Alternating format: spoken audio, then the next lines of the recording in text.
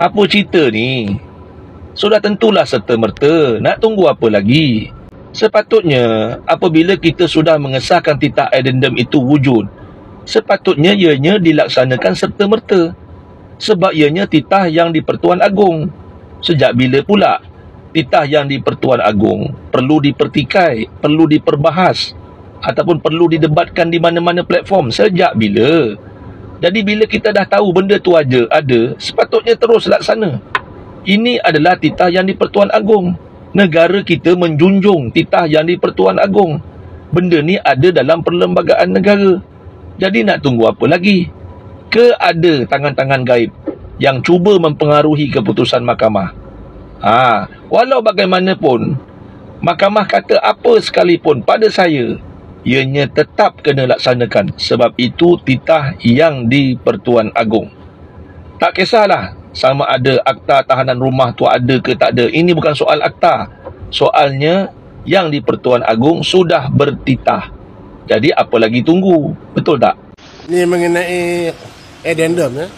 Addendum ni kalau tengok dalam video saya pun, salah satu sebab saya kena masuk parti politik ya. Saya terpaksa masuk Bersatu ni kerana saya kecewa dengan tindakan kerajaan mengenai isu addendum Datuk Seri Najib. Sekarang kita tengok mula-mula isu addendum tu ada ke tak ada. Saya tengok addendum itu dah memang ada. Tetapi oleh kerana nak cuba nak didinaikan, akhirnya Mahkamah Persekutuan mengesahkan addendum itu wujud. Patutnya dah wujud tu laksanakanlah.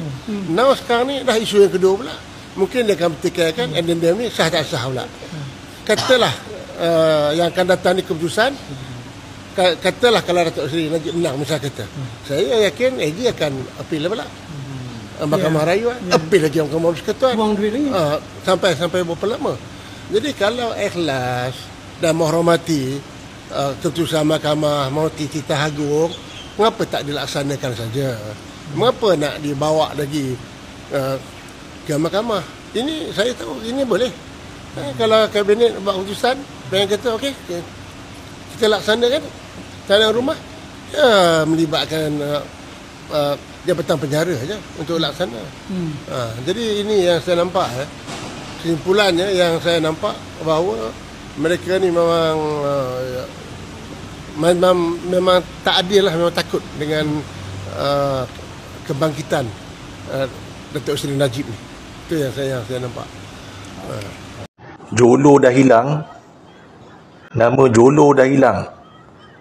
Agak-agaknya siapa yang patut jawab isu Jolo ni, nama dia hilang dalam senarai merah Interpol? Siapa yang patut jawab?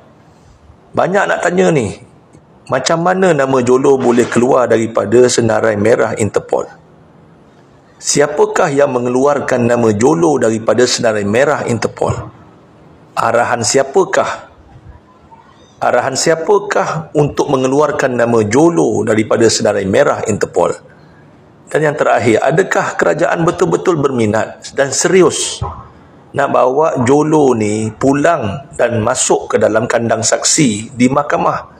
Ataupun sekadar cakap aja? Betul tak?